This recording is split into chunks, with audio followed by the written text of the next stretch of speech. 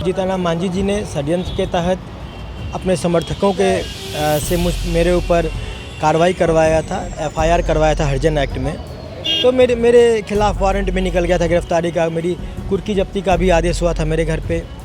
तमाम जो आप कहते हैं परेशानियां मैं झेला, लेकिन कल ऐतिहासिक फैसला देते हुए पटना उच्च न्यायालय ने मुझे मेरे ऊपर जो एफआईआर हुआ था उस एफआईआर को क्वैश कर दिया, निरस्त कर दिया और मुझे सभी धाराओं से बरी कर दी और केस को ही ख़त्म कर दिया। तो मेरे वंदना, हमारे साथ गजेंद्र झा जी हैं। बता दें कि जिस तरह से जीतनराम मांझी के खिलाफ इन्होंने बयान दिया था और हम पार्टी की ओर से इन पर एफआईआर किया गया था, लेकिन बड़ी जीत हुई है।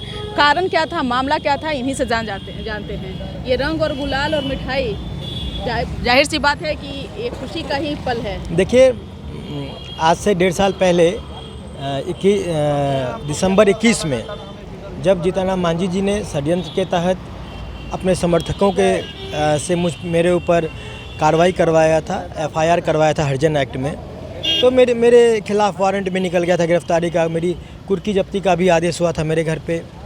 तमाम जो आप कहते हैं परेशानियां मैं झेला, लेकिन कल ऐतिहासिक फैसला देते हुए पटना उच्च न्यायालय ने मुझे मेरे ऊपर जो एफआईआर हुआ था उस एफआईआर को क्वैश कर दिया, निरस्त कर दिया और मुझे सभी धाराओं से बरी कर दी और केस को ही ख़त्म कर दिया।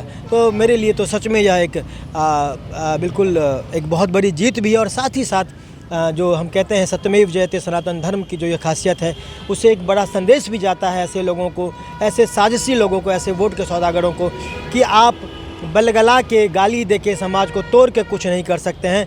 सत्य सदैव से विजयी रहा है और विजयी ही रहेगा। जीतनराम मांझी हमेशा रामायण हो या फिर ग्रंथ हो, उसको लेकर ओछी राजनीति करते रहे हैं। देखिए, ये दोहरा चरित्र है इनका। आपने देखा होगा कुछ दिन पहले ये वैष्णो देवी मंदिर गए थे, ये राजस्थान में जाके मंदिरों में पूजा करते हैं, जम्मू जाते हैं मंदिरों में पूजा करते हैं और अपनी कौम को, अपने लोगों को वो नहीं चाहते कि सही रास्ते पे आए। वो चाहते हैं कि लोग भटके हुए रहें और उनके भोलेपन का जो है वोट के रूप में वो उसका फ़ायदा लें। इसीलिए वो ऐसी ओछी राजनीति करते हैं। बुजुर्ग भी हो गए हैं, मानसिक संतुलन भी खो गया है। अब तो नीतीश कुमार जी ने बिहार में बगल में आरा में कोइलवर में अब तो मानसिक अस्पताल भी खुलवा दिया है।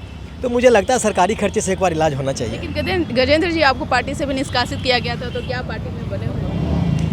देखिए, मैं सनातन धर्म का ध्वजारोहक हूँ। जो मुझे जानते हैं प्रखंड राष्ट्रवादी, प्रखर राष्ट्रवादी के तौर पे ही जानते हैं।